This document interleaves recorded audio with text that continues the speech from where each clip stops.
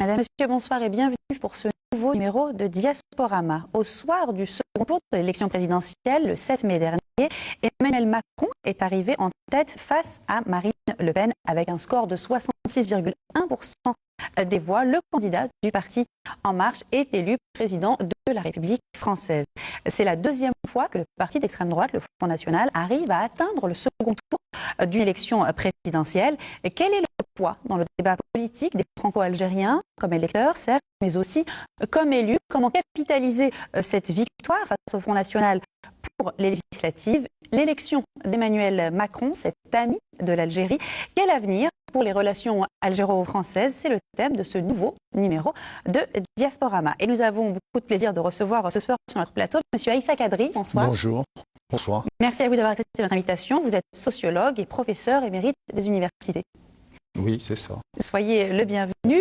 Nous recevons également Kader Selmet.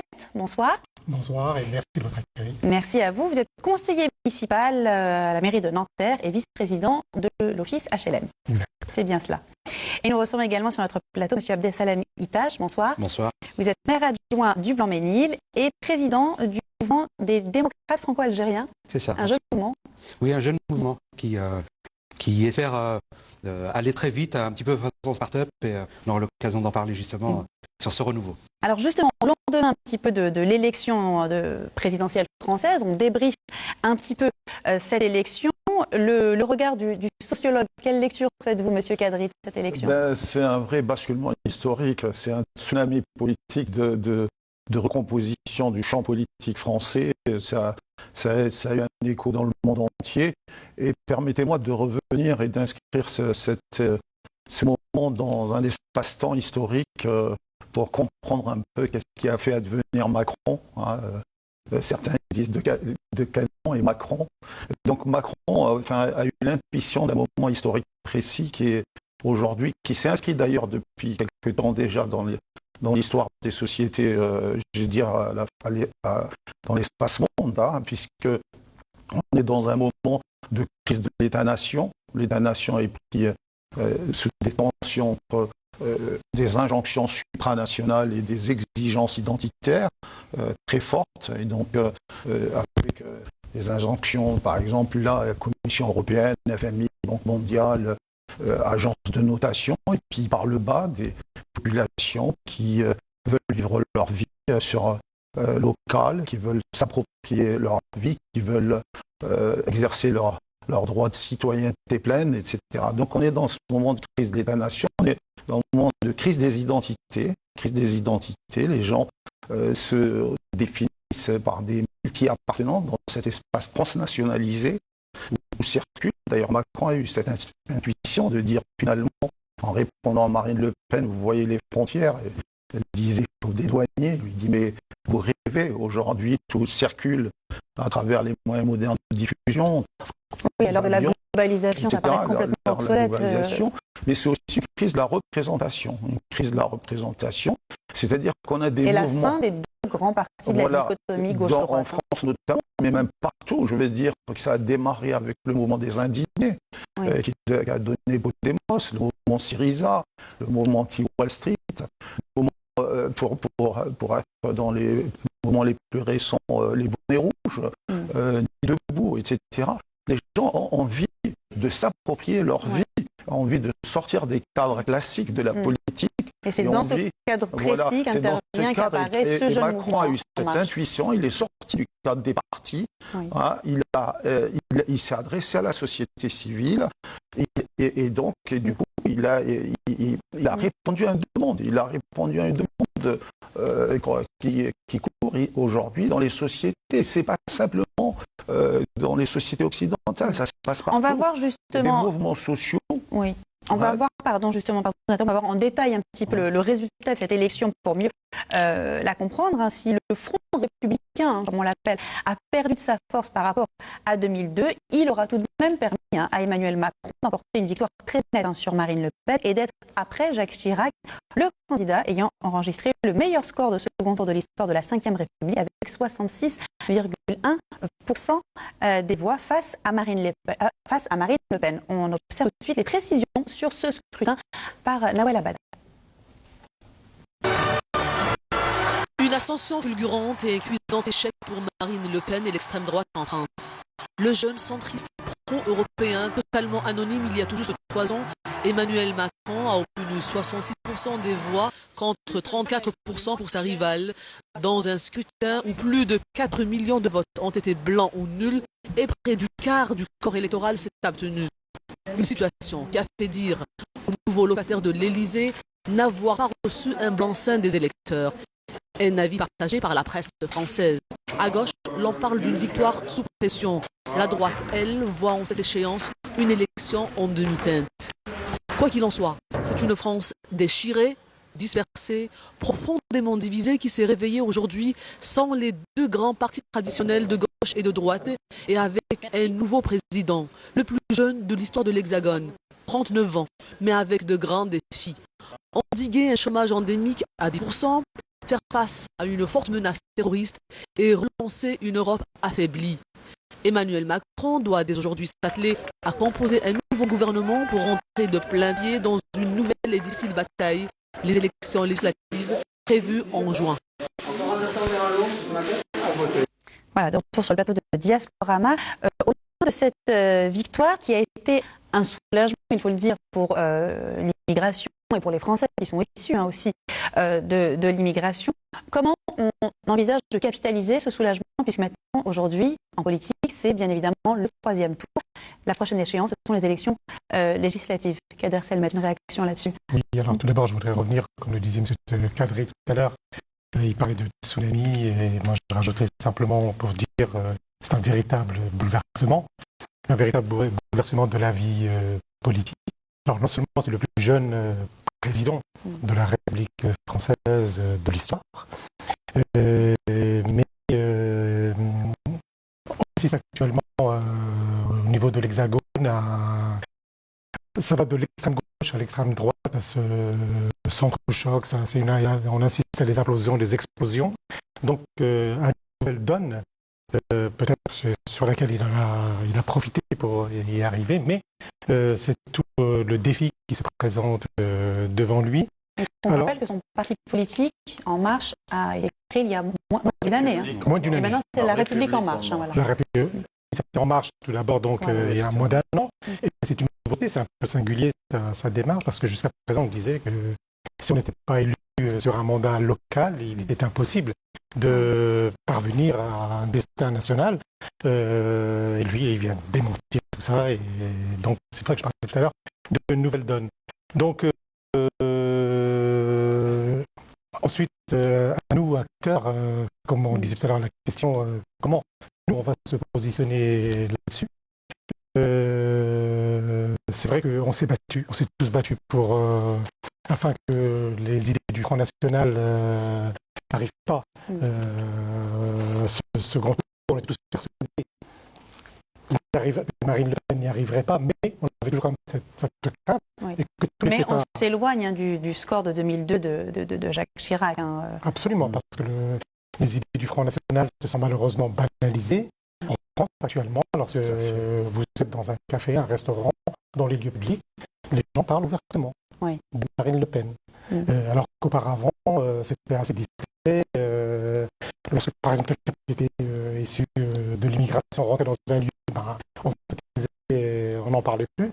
Et maintenant, c'est devenu banal. Il y a une parole qui s'est libérée, la parole raciste qui s'est libérée. Et même au niveau des politiques, et de gauche comme de droite. Oui, on a pu observer régulièrement un certain nombre de dérapages. Alors, au lendemain de cette victoire d'Emmanuel Macron, le président de la République algérienne, M. Abdelaziz Bouteflika, a adressé un message de félicitations à son homologue français, élu le 7 mai à la tête de la France, en lui adressant ce message, je cite, « Le peuple français qui a su choisir en vous l'homme d'État de cœur et d'esprit capable de présider à ses destinées dans cette conjecture difficile et de conduire sa trajectoire vers l'avenir qualitativement meilleure que vous avez projeté avec une conviction communicative, a, ce faisant, fort opportunément distingué un ami de l'Algérie. » Extrait du message adressé par le président de la République, M. Abdelaziz Bouteflika, dans son message diffusé via l'agence, l'APS, l'agence officielle.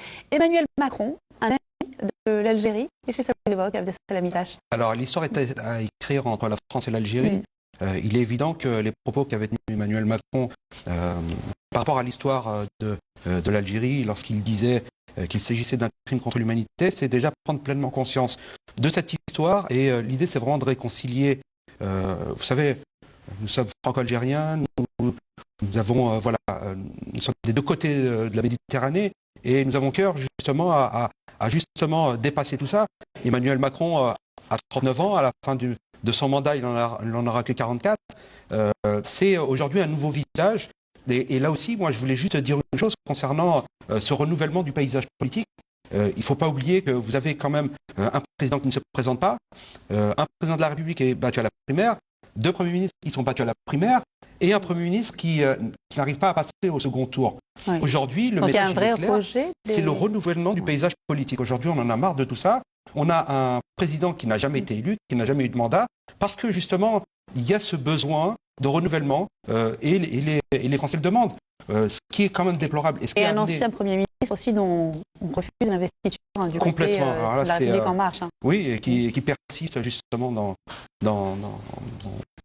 Enfin, ce sont ses choix, mais ce ne sont pas les miens. Et dans tous les cas, aujourd'hui, les Français ne veulent plus de la politique des politiciens carriéristes qui sont là depuis 30 ou 40 ans. Voilà, ils veulent du renouvellement. C'est quoi?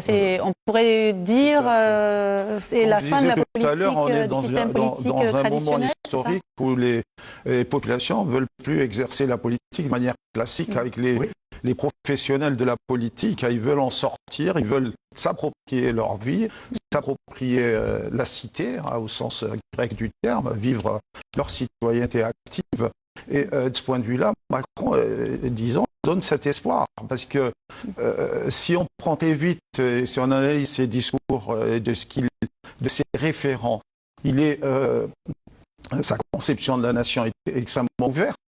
Elle s'inscrit d'ailleurs dans une tradition française de la Révolution française où l'étranger était un citoyen. Je réagis là-dessus. Il reste quand même néanmoins un ancien haut fonctionnaire, énarque, donc on retrouve quand même certaines spécificités. Non, mais je veux dire, on retrouve des choses aussi très traditionnelles, entre guillemets, dans son parcours, qu'on a l'habitude de retrouver chez tous les hommes politiques. On a pu dire que c'est un héritier, dans le sens bourdieusien de reproduction, quelqu'un, mais il se défend, il dit que je viens de province, que j'ai une famille, disons, de classe moyenne, qui s'est fait par lui-même.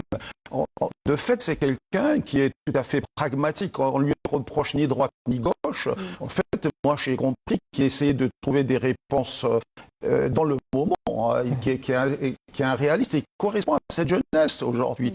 La jeunesse a besoin de réponses, de sortir un peu de ses idéologies, même si les idéologies restent. Et je pense que ça prendra du temps de ce point de vue-là. Ces recompositions vont se faire dans un temps plus ou moins long. Mais en tous les cas, Macron présente un certain nombre de caractéristiques, notamment sur la nation, l'ouverture de la nation, sur la culture. Et par rapport à Marine Le Pen, qui était dans ses, replis identitaires, il disait la culture française, c'est aussi l'apport des autres, l'apport il citait Chagall, Picasso, prix Nobel de littérature, etc. Et que donc cette culture, c'est une culture qui est enrichie par les apports des autres. Et d'une certaine façon, il n'est pas sûr. Il a dénoncé le nationalisme étriqué. Il parle de patriotisme. Il dénonce le nationalisme étriqué. Donc, il répond à une demande de génération. Il veut sortir des cadres classiques. Et à mon avis, ces recompositions, puisqu'il fait appel à la société civile aujourd'hui, du point de vue disons, des élections législatives, il a plus de 50%, dit-il, de gens issus de la société civile.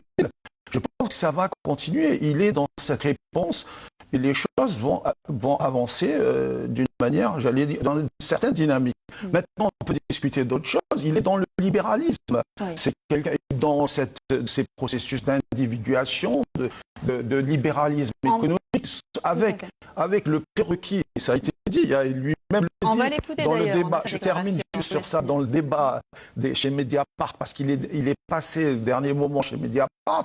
Il est pour un libéralisme égalitariste qui se nourrit de grands philosophes, qui est Rawls, qui veut conjuguer liberté, équité, justice, et de Amartya Sen, qui est sur la capacité de cet économiste bengali. Et donc, il est dans une conception de l'ouverture et d'un libéralisme égalitaire et d'une appartenance à une mondialisation qui serait heureuse. Et là, peut-être la critique pourrait démarrer sur sa conception de la mondialisation et son rapport à l'Algérie. Justement, on va lui donner la parole, on va l'écouter, pardon de vous interrompre, on va écouter Emmanuel Macron, puisqu'il faut savoir qu'il a accompli, bien évidemment, cette étape hautement symbolique, alors qu'il était encore candidat à l'élection présidentielle française, avec sa visite en Algérie, c'était le 13 et 14 février dernier, une visite qui a été marquée par une série d'entretiens ministériels où il a évoqué le poids du passé et les promesses de partenariat d'avenir.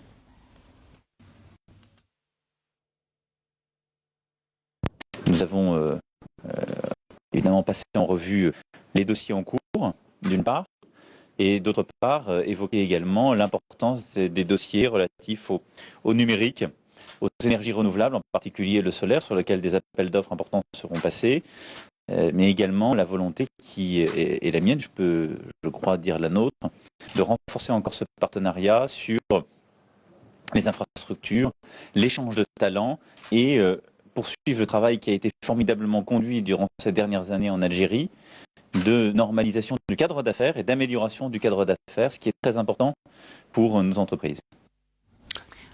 Aujourd'hui, que pensez-vous de l'élection d'Emmanuel Macron? Là, on a écouté cette déclaration, c'était en février dernier, il était alors candidat à l'élection présidentielle. Que pensez-vous que son élection puisse apporter dans les relations algéro-françaises, Kader Selmet? Je pense que le point principal qu'il faut retenir, c'est que c'est le premier président à être né après l'indépendance algérienne. Donc c'est un fait nouveau et très très important. Vous pensez que c'est ça qui explique le regard peut-être dépassionné aussi, la façon d'aborder l'histoire? En tout cas, c'est un paramètre important pour l'avenir et il n'y a pas tout ce passif qu'ont eu ses prédécesseurs et je pense que c'est un point important. C'est une autre génération qui se tutoie. On l'a vu, à l'aise avec les différents représentants algériens. Et bien sûr qu'il faut regarder l'histoire et ces crimes qu'il évoquait. En même temps, je pense qu'il y a les crimes commis à l'époque par le colonialisme français. De là, nous avons également un avenir à travailler avec la nation française, avec le peuple français. Et c'est un jeune président qui regarde vers l'avant. Et je pense que nous avons besoin de ce genre de personnages et nous devons, c'est un avenir que nous avons pour établir des passerelles. Absolument, des passerelles entre les deux rives de la Méditerranée. Oui. Alors la question de l'économie, la question de l'histoire aussi, on va y revenir à cette question de l'histoire. C'était un des moments forts de la visite d'Emmanuel Macron, cette déclaration qu'il a faite sur la guerre d'Algérie, déclaration sur le terme, il a utilisé ce terme très fort, de crime contre l'humanité. Il a d'ailleurs renouvelé ses propos lors du débat de l'entre-deux tours face à Marine Le Pen. Il a donc assumé, réitéré ses propos. Est-ce que ça explique peut-être aussi l'adhésion de la communauté des Franco-Algériens? Oui, aujourd'hui, en tout cas les Franco-Algériens, je pense, se sont massivement déplacés pour voter pour Emmanuel Macron parce que justement il incarne cette nouveauté.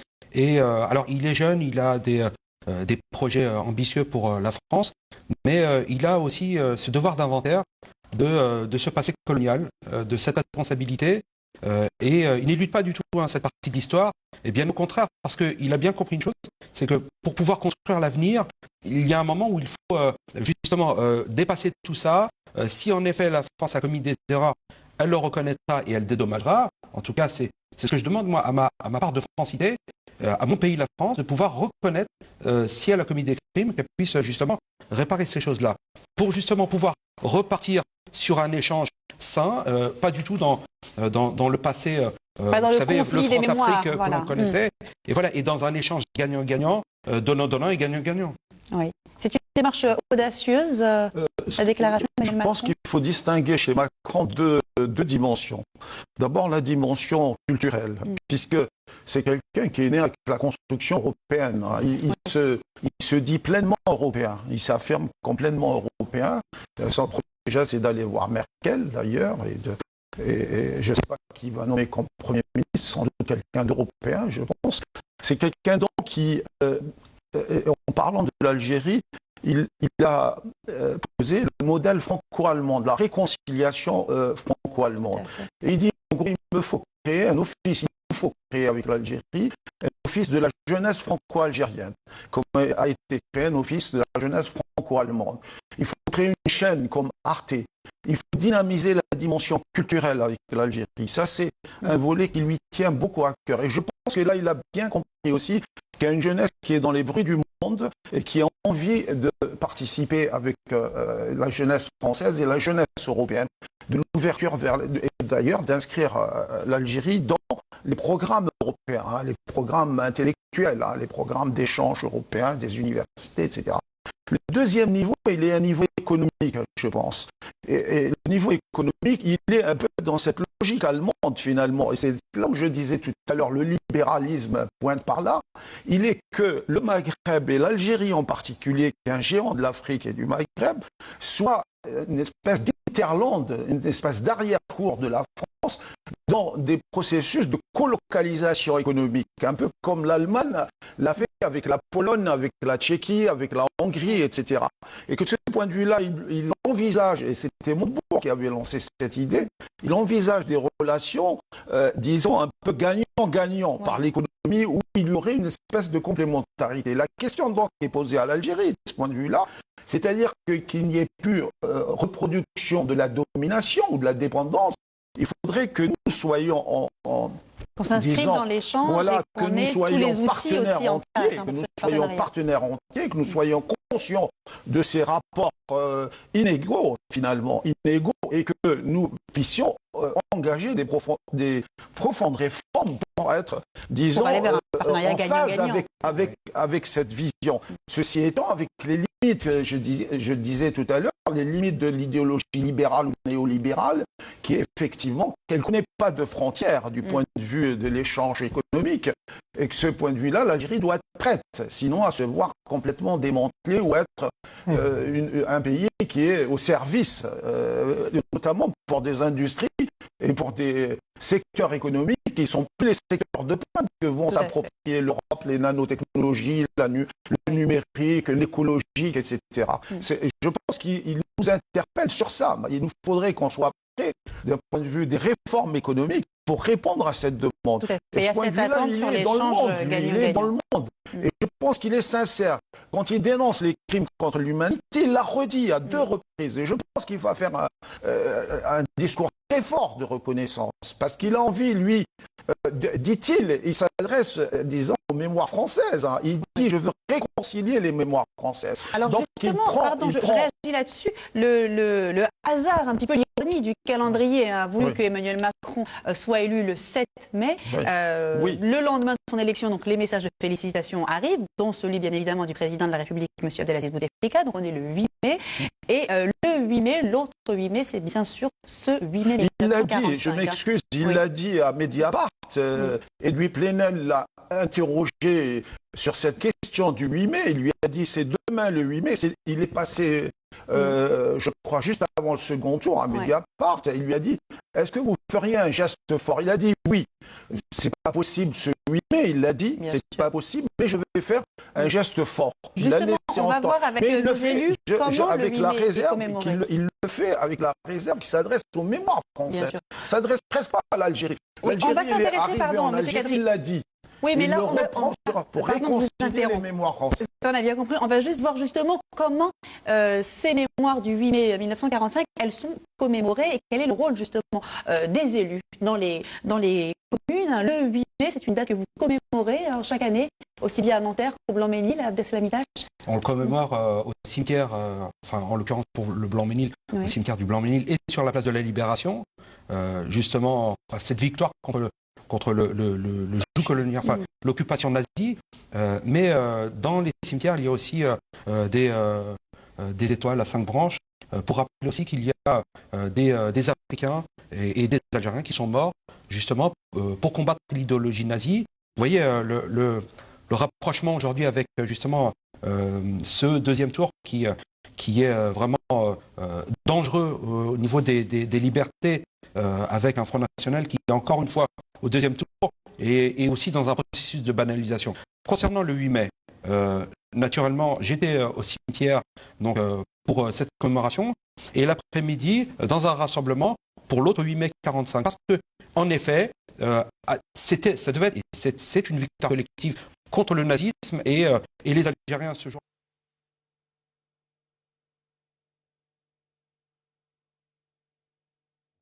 Allahu Akbar, Allahu Akbar. Ashhadu an la ilaha illallah.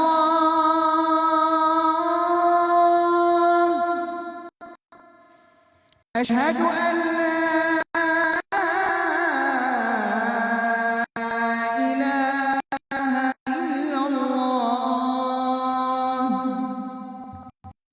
أشهد أن محمدًا رسول الله.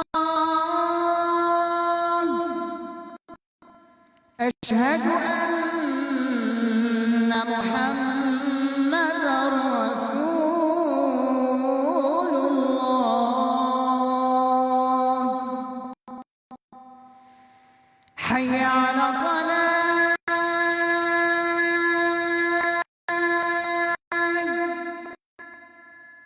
حي على الصلاة.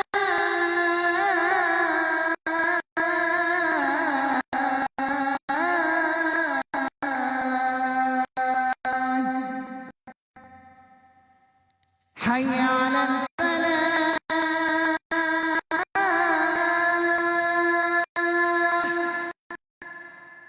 حي على الفلاح.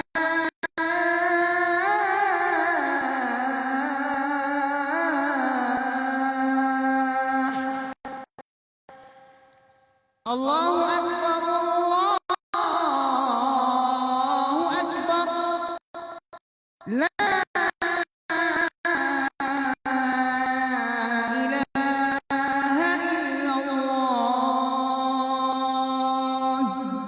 اللهم رب هذه الدعوة التامة والصلاة القائمة آت محمدا الوسيلة والفضيلة وابعثه مقاما محمودا الذي وعدته. Sont sortis pour demander justement leur indépendance et l'autodétermination. Et vous connaissez la suite de l'histoire avec des massacres en masse d'Algériens qui demandaient une chose, c'était la liberté. Oui. Et est-ce que c'était l'échange, j'imagine, avec les plus jeunes est important? Nous avons un devoir de transmission à l'égard de nos jeunes pour qu'ils puissent comprendre aussi cette part d'histoire. Parce que, vous savez, oublier l'histoire, c'est tuer une deuxième fois les gens. Et qu'on a ce devoir de transmission pour que les générations suivantes puissent savoir ce qui s'est passé. Vous savez, aujourd'hui, nous sommes des élus de la République française, mais il y a des gens avant nous qui ont travaillé justement, qui ont fait avancer les choses, qui nous ont permis aussi de connaître l'histoire et de nous construire aussi politiquement.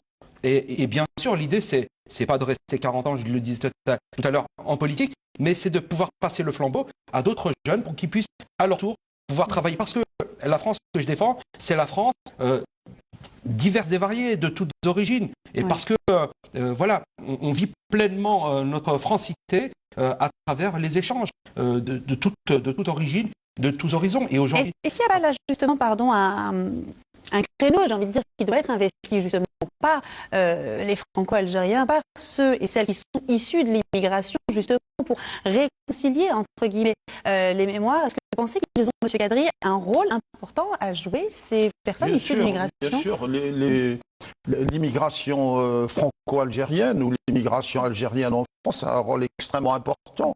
Elle a eu un rôle important dans l'histoire par le passé. Vous n'êtes pas sans savoir que c'est dans l'immigration qu'est née l'idée de l'indépendance nationale à travers les luttes de l'immigration qu'on méconnaît souvent, à travers l'étoile nord-africaine, le PPA qui est né en Angleterre, le 11 mars 1937. Et aujourd'hui, disons, cette histoire, elle est là, et les jeunes, il faut leur transmettre cette histoire. Alors, la question, c'est que l'école française ne transmet pas. Elle met souvent en porte-à-faux ces jeunes par rapport à leur histoire, puisque même si les choses ont avancé du point de vue des programmes scolaires, la question donc de la mémoire, de l'histoire coloniale reste réduite un petit peu dans. Il y aurait un travail de réforme. Voilà, il y aurait. Je pense que là Macron aussi, puisque dit que son premier, sa première réforme, c'est vers l'école de développer, de mettre en place des classes de 12 élèves avec tout de suite là en septembre. Et je pense que ça ira jusqu'à la réforme des programmes. Les choses avanceront de ce point de vue-là parce que on n'a pas, par exemple, l'histoire de l'immigration dans les programmes scolaires. On n'a pas l'histoire coloniale. On n'a pas l'histoire de cette guerre coloniale, de ces crimes coloniaux. Et du coup, il faudrait que ces jeunes aient cette histoire pour les réconcilier, pour ne pas les mettre en porte-à-faux par rapport à leur histoire franco-algérienne. Et un des hauts lieux, vous le soulignez, de l'immigration, c'est bien évidemment Nanterre. Nanterre, Kader Selmet, vous êtes conseiller municipal à la mairie de Nanterre. Nanterre, c'est vraiment le phare, si je puis dire, dans l'histoire de l'immigration. Oui, tout à fait. Et donc, au-delà de ce qu'évoque M. Kadri, au niveau de l'histoire et du soulèvement de la lutte du peuple algérien pour l'indépendance, à Nanterre, nous commémorons donc depuis fort longtemps le 17 octobre 1961, et puis également, comme le disait Abdeslam à l'instant, l'autre 8 mai 1945, qui pendant plusieurs années n'était pas évoqué par les responsables politiques français de tout bord d'ailleurs. Hein. Et maintenant, bon, ça a commencé par la gauche et puis ça se décline sur des villes de droite, du centre, mais on fait des progrès. Bon, vous savez, quand je rencontre des amis, je leur raconte souvent cette histoire de la falaise qui fait face à la mer. Et je me dis, nous avons un devoir de mémoire. Et cette falaise, je leur raconte souvent que mes parents, quand ils sont partis d'ici, d'Algérie, de cette terre d'Algérie, en France, et puis qui ont connu donc, cette lutte de libération nationale dans les bidonvilles et ailleurs, et toutes les vicissitudes de l'immigration, et en ramenant avec ces valeurs du terroir, des douars, des petits villages. Et je leur dis, pour moi, ces valeurs, c'est comme une montagne, quoi. C'est énorme comme valeur, même s'ils n'ont pas été. Moi, je dis souvent également, nos parents sont analphabètes bilingues, ni français ni arabe, mais on en est fiers parce que. Mais il y a un rôle justement de la plus jeune génération de recueillir ces témoignages. Alors justement, c'est simplement pour terminer cette falaise, pour vous expliquer, quand je raconte à mes amis, je leur dis, c'est une montagne qui fait face à la mer, à l'océan européen, et puis elle fait face à au vent marin, au sel marin, au soleil, etc. Et puis cette montagne, au fil des années, au fil des générations, elle s'effrite. Elle s'effrite, elle devient une vraie falaise avec une sorte d'aiguille, mais transmettons cette mémoire, transmettons ces valeurs pour que cette falaise ne s'effondre pas un jour. Sûr. Voilà, c'est le message que je voulais faire passer aujourd'hui. Pour aller dans le même sens, je dirais que Nanterre est emblématique cette histoire, cette mémoire. Je disais tout à l'heure qu'à Nanterre, il y a eu un parrainage entre Nanterre et Guemar, parce que les gens du bidonville de Nanterre, ils venaient d'un peu partout, mais principalement de deux régions, paradoxalement, de Guemar et de Marnia, Est-Ouest. Et avec la municipalité de Nanterre, il y a eu un jumelage avec Guemar, et la municipalité de Nanterre a offert, Jarry a offert la fontaine du bidonville à Guemar, qui se trouve aujourd'hui au centre de la ville de Guemar. On lui a construit un chapiteau, la fameuse fontaine à laquelle venaient les Algériens tous les matins. Il y avait une fontaine pour plus d'1 000 résidents, enfin, dans le bidonville. C'est quand même incroyable, comme ça en perspective historique. Et que donc cette histoire et cette mémoire, la BDIC, la Bibliothèque internationale contemporaine de Nanterre, l'a recueillie à travers des entretiens filmés avec les gens de Guemar, les vieux qui habitaient le bidonville. Et malheureusement, elle n'est pas transmise aux jeunes. Et justement, moi, je plaide pour que l'université algérienne ou l'enseignement algérien, qu'on enseigne aussi cette histoire de l'immigration. Je ne crois pas savoir qu'il y a des modules d'histoire de l'immigration. Je ne sais pas, mais je ne pense pas qu'il y ait des modules d'histoire de l'immigration, de cette histoire, et même à l'école, je veux dire au niveau du primaire, de transmettre cette mémoire. Peu de gens savent, par exemple, que la fontaine de bidonville, elle est à aujourd'hui à Guémar, voilà, dans la wilaya d'El Oued. Et qu'il y a encore des gens qui ont vécu dans le bidonville, ils sont très vieux, mais qui vivent à Guémar. C'est une fontaine, pour illustrer, c'est une fontaine qui se trouve au milieu d'un des plus grands bidonvilles de Nanterre. Oui, vous avez grandi une phase. Moi j'étais dans un autre bidonville, oui. qui était pas très loin, mais celui-ci c'était vraiment le plus grand, avec une seule fontaine pour toutes les familles. Oui. Et c'est là où se dresse actuellement le quartier d'affaires de la justement, Monique Herbeau, dans le bouquin. On va revenir à cette élection. On a parlé bien évidemment du volet économie, du volet histoire et mémoriel, hein, notamment avec bien évidemment l'histoire de l'immigration et l'histoire de la guerre d'Algérie. On va revenir maintenant, si vous voulez bien, sur ce vote FN, hein, le Front National, donc le parti d'extrême droite. Je le disais tout à l'heure, la défaite de Marine Le Pen est un soulagement, bien évidemment, notamment pour les milieux de l'immigration. Les franco-algériens ont eu un rôle dans ce débat politique. Vous vous êtes mobilisés pour faire barrage au Front National. Je pense en particulier à ce rassemblement du 4 mai dernier auquel vous étiez. Absolument. Héritage. J'y étais et j'ai signé aussi le manifeste rejetant justement ce parti identitaire qui justement vise à fragmenter la société. C'est une chose dont nous n'avons pas besoin aujourd'hui. Et vous savez, la responsabilité des politiques qui ont été sanctionnés, ils l'ont été parce qu'ils ont joué sur les peurs. Parce qu'à un moment, ils ont parlé de l'identité nationale. Et vous voyez, vous le disiez tout à l'heure, il y a une libération de la parole raciste. Les gens pensent qu'il s'agit d'une opinion. C'est un délit, le racisme. Et tenir des propos racistes est condamnable. Les gens ont tendance à l'oublier. Mais moi, ce que je veux juste dire, c'est que les politiques, à un moment, périlleusement, ont mis justement sur la place publique ces débats d'identité nationale, uniquement à fragmenter. Ça n'est pas la victoire de Marine Le Pen. C'est la défaite du corpus politicus qui était en fonctionnement en France. Moi, ce que je dis, et vous avez raison, vous connaissez cet adage, il faut savoir d'où l'on vient pour pouvoir justement construire demain. Moi, ce que je dis, et je vais reprendre le manifeste de Stéphane Hessel, engagez-vous, indignez-vous et engagez-vous.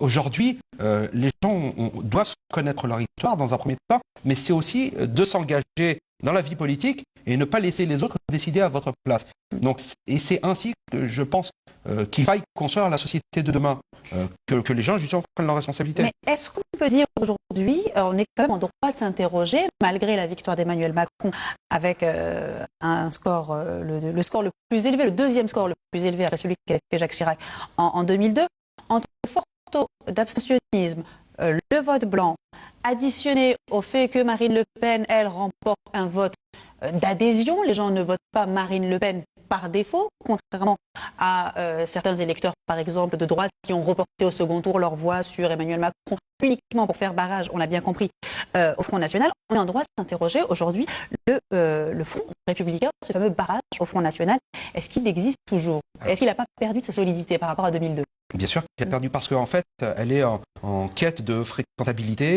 et on dédramatise ce discours haineux.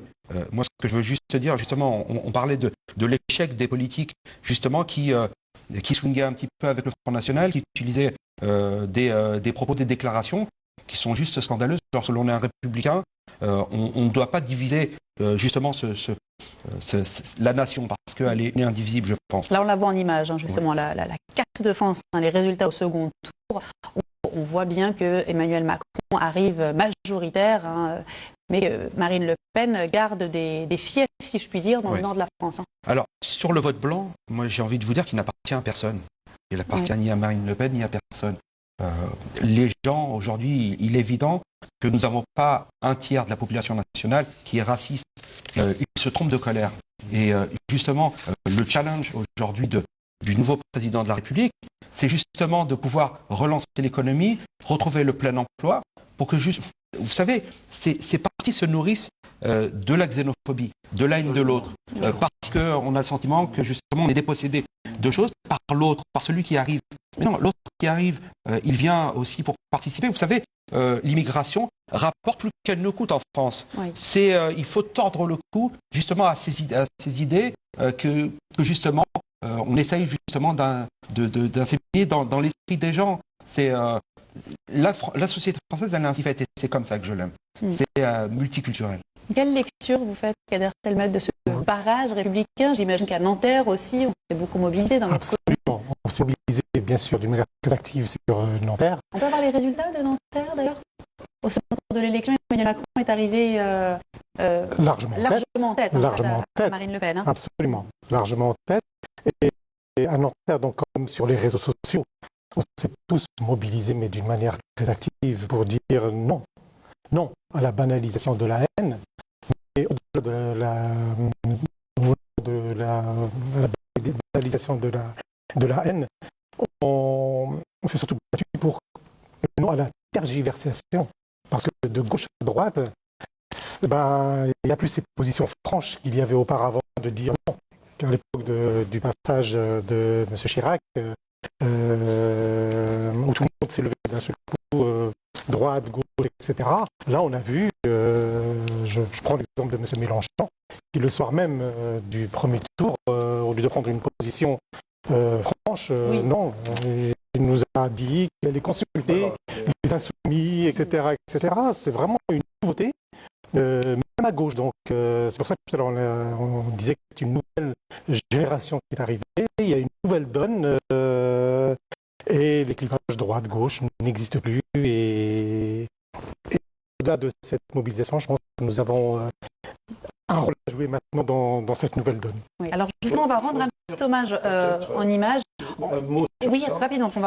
Il y a des facteurs effectivement objectifs qui font monter le Front National, qui est le chômage structurel de longue durée qui a démarré dans les années 70, qui ne cesse un peu de s'approfondir, de se développer.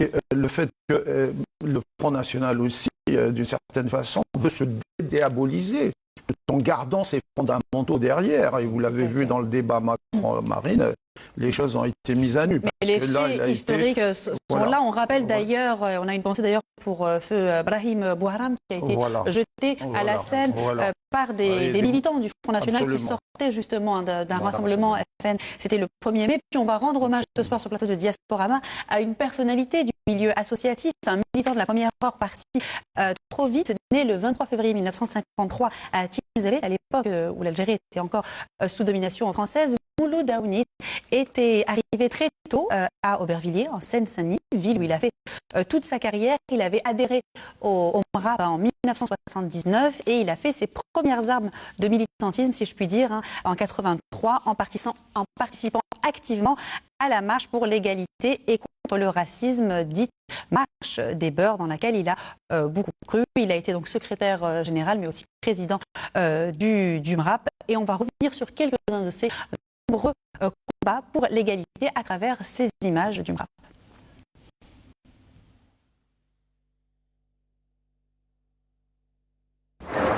Chaque 1er mai, en marge de la manifestation du FN, un hommage est rendu à Brahim Bouharam. Chaque année, les idées du Front National y sont montrées du doigt. La responsabilité morale du parti de Jean-Marie Le Pen sera vraisemblablement aussi au cœur des débats. De nombreuses associations dénoncent aujourd'hui l'Europe égoïste. Pour elles, la lettre des deux garçons est un cri d'alarme. Ça doit nous interpeller et nous faire toucher du doigt l'immense désespoir et l'immense urgence de faire quelque chose et de gérer autrement cette question douloureuse que représente la question du sous-développement. Qu'est-ce que vous avez envie de dire aux Français qui vont aller voter dimanche? Qui votent pour Chirac. Pendant ce temps-là, le secrétaire général du MRAP organise la manifestation et la prise de parole, le dos volontairement tourné au Louvre et au Front National qui manifestent juste de l'autre côté. Nous voulons tout particulièrement, en cette 7e année anniversaire, lancer un appel à tous ceux qui ont été tentés par l'aventure Front National pour dire la chose suivante, c'est qu'on n'a jamais rien construit sur l'exclusion et la haine de l'autre, si ce n'est que l'avènement du pire, si ce n'est que l'irréparable. De retour sur le plateau de Diasporama, donc à travers cet hommage rendu à Mouloud Aounit.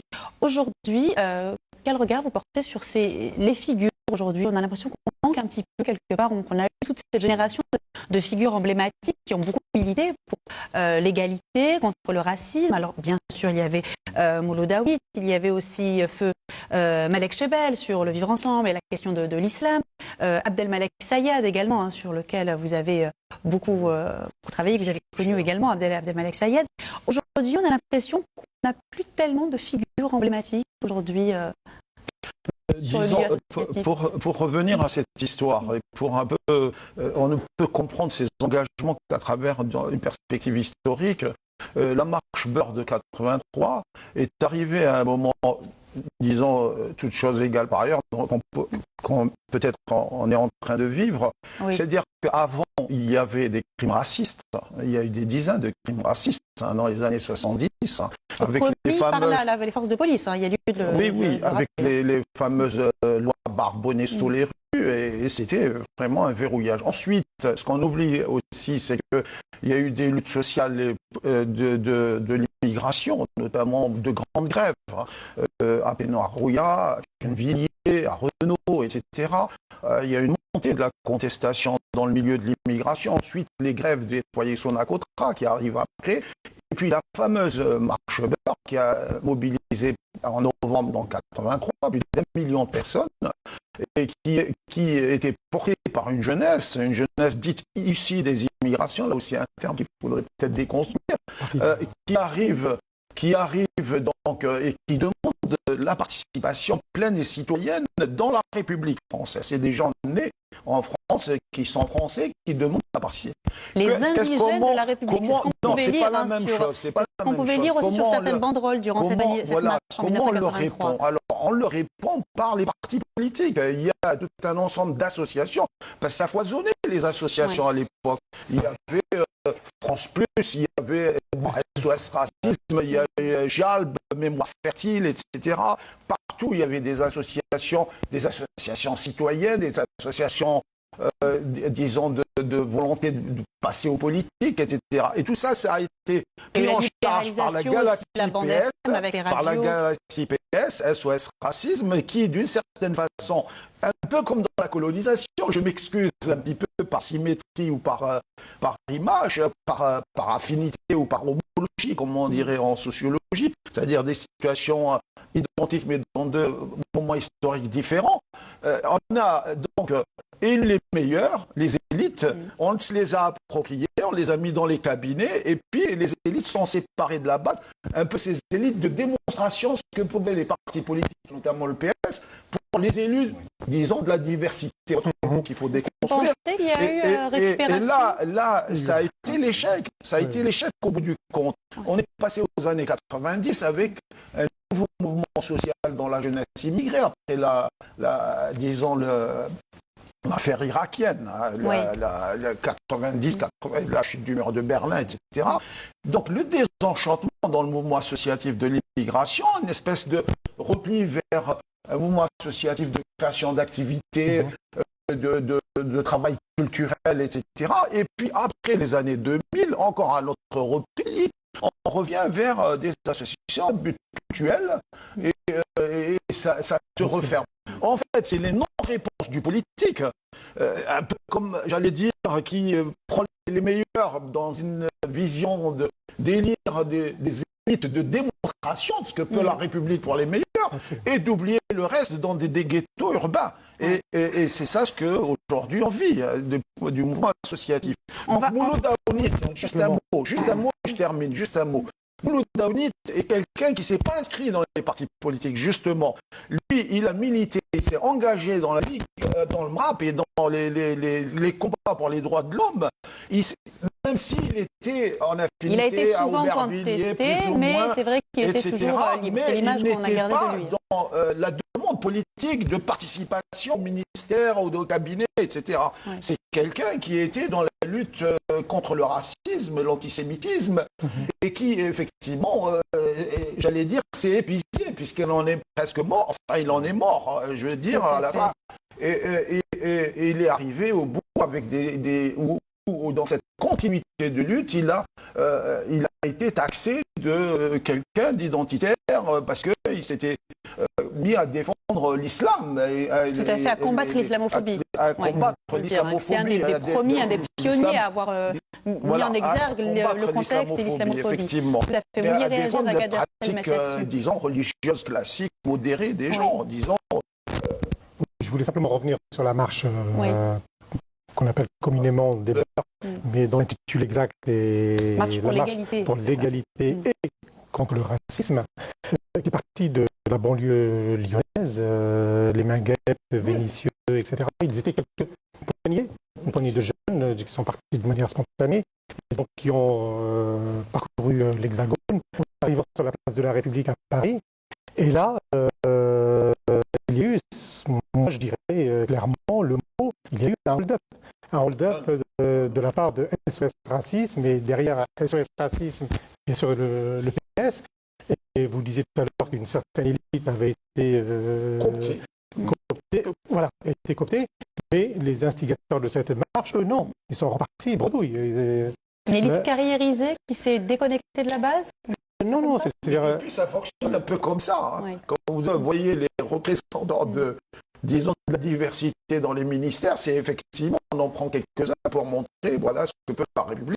Absolument. Et le reste, on laisse pour compte. C'est ça un peu la réalité des choses. C'est pour ça que je pense que nous avons un devoir, et là, suite au reportage sur Bouddha Bonite, paix à son âme, je pense que de là-haut, s'il nous regarde, il doit nous dire, mais avec cette nouvelle donne, mais bougez-vous, quoi. Oui. Bougez-vous, comme vous le disiez tout à l'heure. Ça manque de mouvement actuellement. Et ça manque figures emblématiques dans lesquelles peut-être la jeunesse peut se reconnaître, de leaders en fait. Absolument. Leadership, c'est peut-être ça ce qui manque aujourd'hui dans le milieu associatif. Alors je pense que nous avons actuellement, avec ce que nous n'avions pas à l'époque, ce qu'on n'avait pas les marcheurs, c'est les réseaux sociaux. Oui. Et il est possible maintenant de nous fédérer facilement de Strasbourg à Rennes, de Lille à Marseille et au-delà, et de faire quelque chose, et bougeons-nous. Et on en parlait ce matin, juste avant l'émission avec Abdeslam. Nous sommes, nous, élus, partants pour créer un mouvement déjà entre élus, de se rencontrer et de voir ce que l'on peut faire. Le mouvement des démocrates en Algérie existe. Il y a des recompositions possibles là. Absolument. C'est ce qu'on appelle en politique un appel de pied, monsieur Selmet. Oui, non, mais le monsieur vous dit qu'il a déjà un mouvement. Vous vouliez une réaction avant de redécouvrir ces images en 83 qu'on va observer. Les propos de M. Kadri, justement, il faisait un parallèle avec la culture coloniale. Ça n'est ni plus ni moins que de la culture coloniale. Lorsque l'on explique dans un mouvement, et je parle de cette marche, qui a été quand même pour nous le début de quelque chose, cette façon de dire « Attendez, poussez-vous, laissez-nous faire, on va parler à votre place, vous n'en êtes pas en capacité », je pense que nous avons vu ce qui s'est passé. Et aujourd'hui, avec beaucoup de méfiance, nous ne nous laisserons plus faire parce qu'aujourd'hui, nous avons des élus qui siègent dans des conseils municipaux, au conseil régional, dans les conseils départementaux et qui participent activement au processus démocratique avec l'élection du président en son sein et autres. Ce sont des principes démocratiques que nous connaissons. Aujourd'hui, ça ne se passe plus de la même manière. Vous savez, moi, j'ai été à plusieurs marches où on voit bien les partis politiques qui sont loin derrière. Ils ne sont pas au début des banderoles. Devant la banderole, c'est les familles des personnes qui ont été victimes de bavures et autres. Et les partis politiques très loin derrière, très très loin. On ne leur dit pas de ne pas y participer parce que c'est quand même des marches ouvertes, mais avec cette méfiance d'être récupérés. Et ça a été la récupération totale à l'époque de SOS Racisme que je combats parce qu'ils n'ont fait que surfer sur ça et ils se sont construits, ils se sont nourris de tout ça. Donc aujourd'hui, nous sommes assez grands et responsables pour pouvoir décider de ce qui doit être fait en France. On va revoir justement en image cette fameuse marche et ces marcheurs. Les marcheurs, chroniques des années Beurs, c'est un film documentaire à voir et à revoir qui a été réalisé par Samia Chalan, Naïma Yahi et Thierry Leclerc. Un documentaire qui retrace d'une façon pédagogique et émouvante cette marche épique d'octobre à décembre 1983. Un documentaire qui nous raconte de façon didactique l'histoire médiatique et intime qui a mené à ce 15 octobre 1983.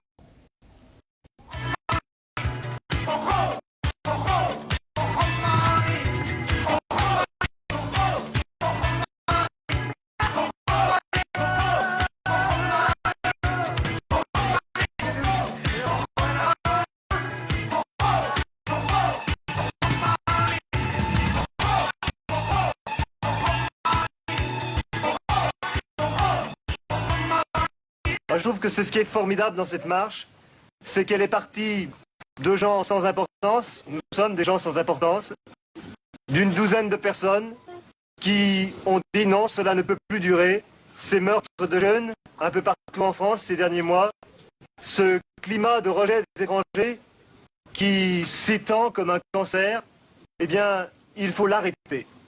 Et puisque les grandes organisations, manifestement, hésitent à se lancer dans une campagne d'envergure, eh bien, nous allons prendre la route, comme d'autres avant nous l'ont prise, ces Noirs américains ou ces Indiens vus dans le film de Gandhi.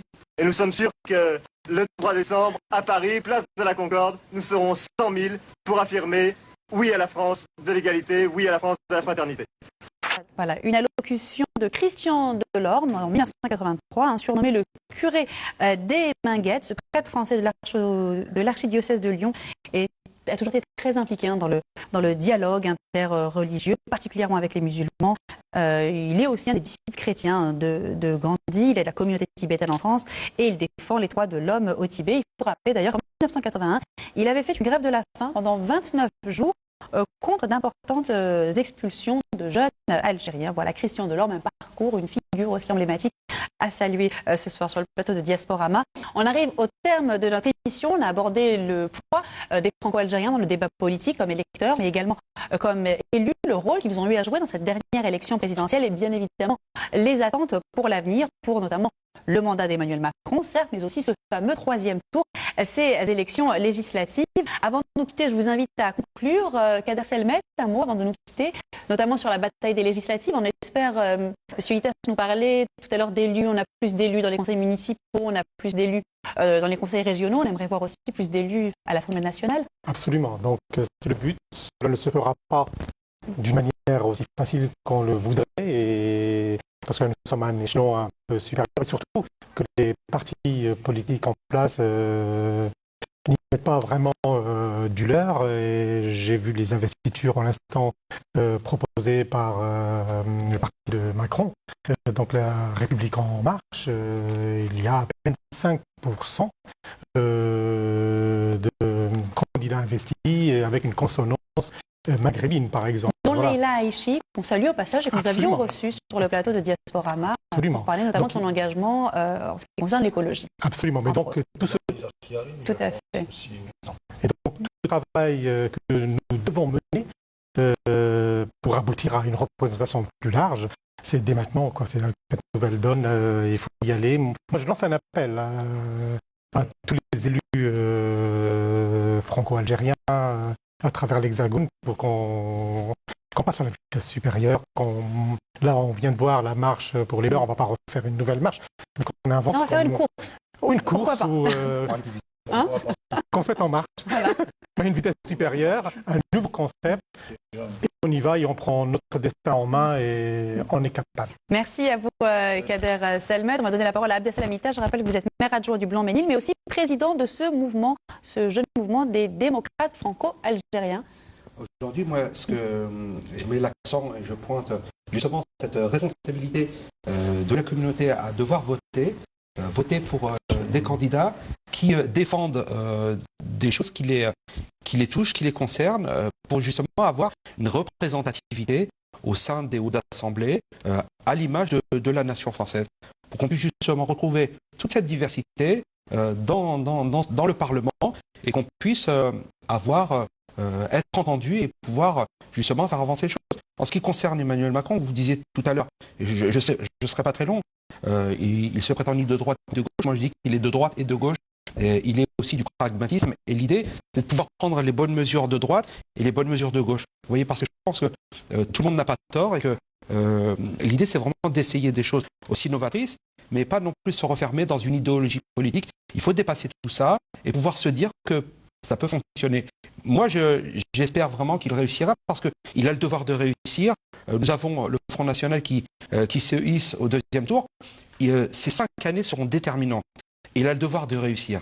Et sur ça, naturellement, avec beaucoup de bienveillance, j'espère qu'il réussira pour la nation française. Alors, simplement, je voulais rajouter, si nous ne voulons pas souffrir et suffoquer sous la poudre de perlimpinpin, vous avez réussi. Il est temps de s'investir. C'était notre challenge personnel. Il est temps de s'investir. Tout à fait, voilà. Un clin d'œil que vous ne comprendrez que si vous avez suivi le débat de l'entre-deux tours, mais que vous pouvez revoir, hein, bien sûr, sur Internet. Avant de céder la parole à M. Aïssa Kadri, je rappelle quelques titres, justement, quelques bonnes pages, quelques conseils donc d'ouvrages à lire, notamment les mémoires algériennes, mémoires algériennes, donc un ouvrage écrit par Aïssa Kadri et Gérard Prévost avec René Galissot, Mohamed Harbi, Laure Piti, Abdelmalek Sayad, un ouvrage donc hommage bien évidemment à Abdelmalek Sayad, ce grand sociologue qui a beaucoup fait notamment dans l'histoire, dans la sociologie, dans l'histoire de l'immigration. Nanterre en guerre d'Algérie également, c'est un ouvrage qui est disponible aux éditions Actes Sud, signé Monique Hervaux, chronique du bidonville de 1959 à 1962. Et puis, enfin, autre ouvrage que nous vous recommandons, c'est Chansons kabyles en France et Mémoire de l'immigration de 1930 à 1974. Voilà, donc là, on voit l'ouvrage de Monique Hervaux et puis un dernier ouvrage sur la chanson kabyle. Un événement également dans vos agendas à noter, c'est ce colloque au CNAM. Ce sera le 17 mai prochain, colloque consacré à la relation algéro-française à travers le prisme de l'économie. C'est bien ça, M. Kadri? Les relations économiques France-Algérie ou franco-algériennes, avec des économistes et des personnalités politiques qui seront là. C'est au CNAM, rue du Faubourg Saint-Martin. Oui. Voilà, il y aura un débat. On vous laisse le soin de conclure notre débat de la soirée rapidement. Je pense que conclure, je suis parti d'un espace-temps générationnel, on est dans une nouvelle génération. Il faut donner la responsabilité aux nouvelles générations, aux jeunes, et notamment du point de vue de nos diasporas et que ces jeunes arrivent dans l'espace politique, s'engagent, et on le voit d'ailleurs, ça commence à se faire. Quand on analyse les statistiques, sans aller aux statistiques ethniques, puisque c'est interdit, on voit bien que les jeunes dits issus des immigrations s'inscrivent sur les listes électorales. Là, il y a des travaux qui montrent qu'ils sont à peine 1 sur 2 à s'inscrire en classe d'âge au moment de s'inscrire sur les listes électorales. Il faut qu'ils y aillent et qu'ils développent. Donc, je dirais en un mot que les diasporas sont importantes, que les jeunes sont importants dans cette relation franco-algérienne pour redynamiser cet espace franco-algérien et pour construire l'avenir. Ceci étant, il faudrait que le politique accompagne. Macron est dans cette dynamique. Il faudrait que de notre côté aussi, ici, on donne la responsabilité aux jeunes, que les jeunes s'engagent aussi, puisque sans aller très loin, et très récemment, on était un peu dans la défiance vis-à-vis des diasporas intellectuelles et j'allais dire ces diasporas. C'est un challenge. On arrive au terme de notre émission, M. Kadri. De nationalité tout à fait. En France. Qui a fait débat et qu'on a suivi d'ailleurs sur le plateau de Diasporama. Tout à fait. C'est un autre débat qu'on a eu d'ailleurs sur ce plateau. Merci à vous de nous avoir accompagnés ce soir. Diasporama touche à sa fin. Merci à vous de nous avoir suivis. Passez une excellente soirée sur Canal Algérie. Merci. Merci.